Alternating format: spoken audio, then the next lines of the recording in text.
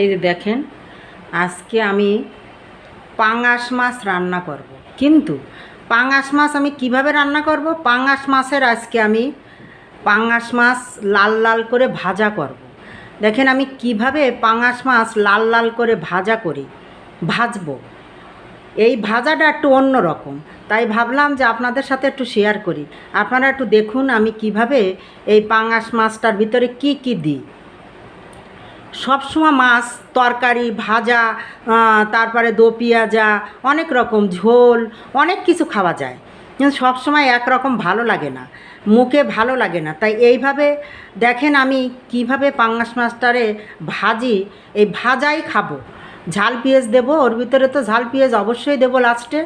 কিন্তু পাঙাশ মাছটা কিভাবে মাখাই সেটা আপনারা একটু দেখুন।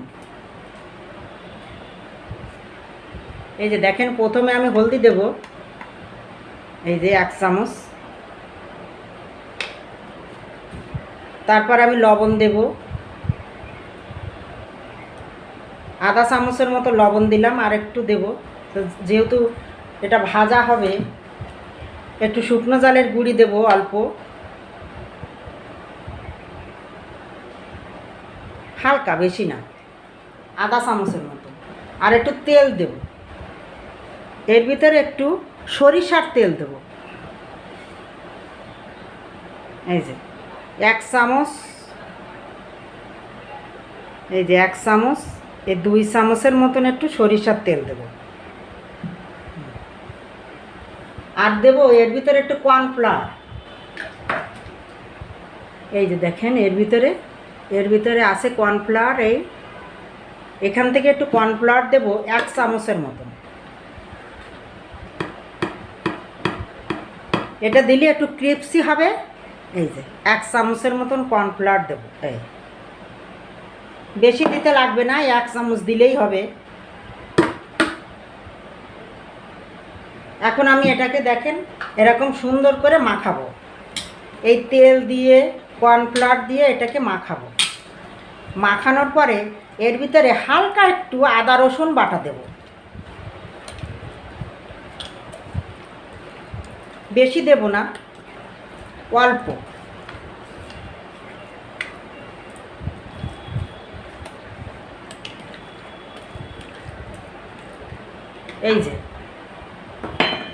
এই যে দেখেন, এই যে আদা রসুন ধনে জিরে একসঙ্গে রাখি তো বেটে, ফ্রিজে রাখি। দেখেন কত সুন্দর কালার।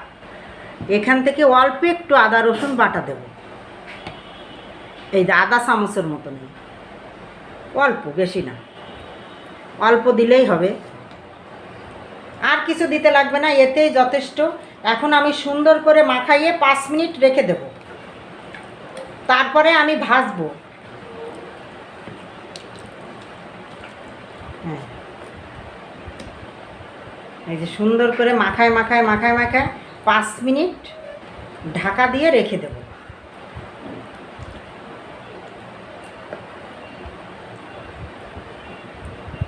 হ্যাঁ, এখন এটাকে আমি 5 মিনিট ঢাকা দিয়ে রেখে দেব, তারপরে দেখাচ্ছি কিভাবে ভাজি। এই যে দেখেন আমি গ্যাস ধরায় দিছি, এখন আমি এর ভিতরে তেল দিয়ে দেব। আগে দেব হালকা একটু সরিষার তেল,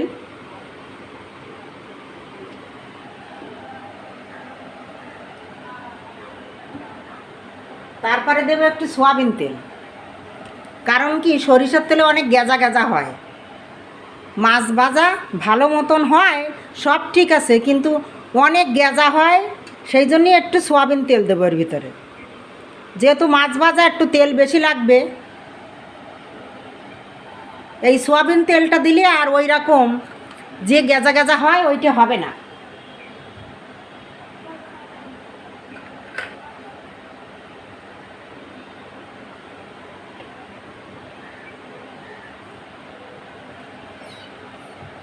তেলটা একটু গরম হোক।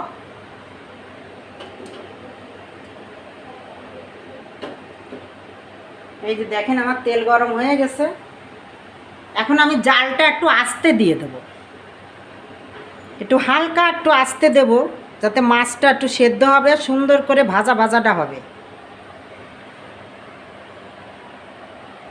এই যে দেখেন, এই যে মাখায় রাখিছিলাম 5 মিনিট পর আমি মাছটা এর ভিতরে দিয়ে দেবো। সব মাছটাই দিয়ে দেবো।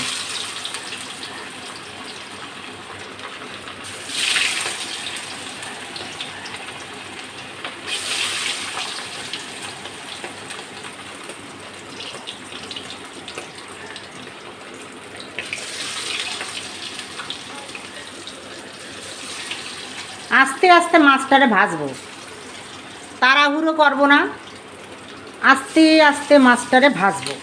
এই যে যে মশলাটা আছে এটাও আমি ওর ভিতরে আস্তে আস্তে সব দিয়ে দেবো, উপরে উপরে দিয়ে দেবো।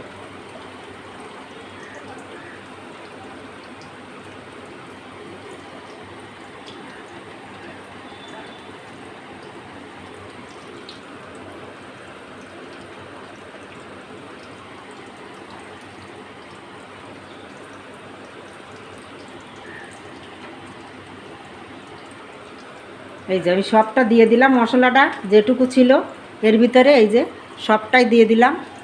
এবার মাছটা ভাজা হোক, দেখাচ্ছি কেমন হয়েছে ভাজাটা।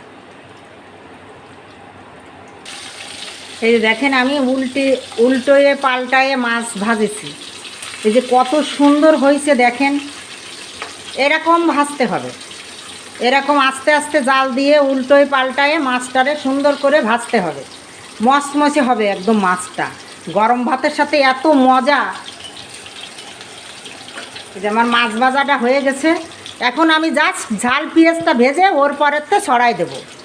মাছটা উঠোই, গ্যাসটা অফ করে নিই। দেখেন এই যে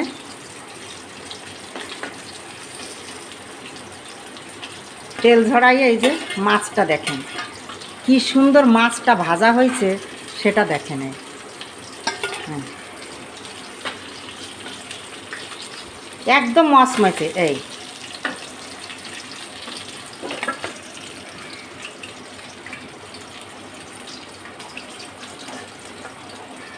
মাছটা উঠোইনি, তারপরে দেখাচ্ছি কত সুন্দর হয়েছে। দেখেন এই যে দেখেন কি সুন্দর মচমচে মাছটা ভাজা হয়েছে, একদম মচমচ করতেছে এরকম একদম সুন্দর করে। দেখেন এটা পোড়া না করলাম, লাল লাল করে ভাজা। এখন আমি ঝাল পেঁয়াজ ভেজে এর মধ্যে দেবো গরম ভাতের সাথে খাওয়ার জন্য।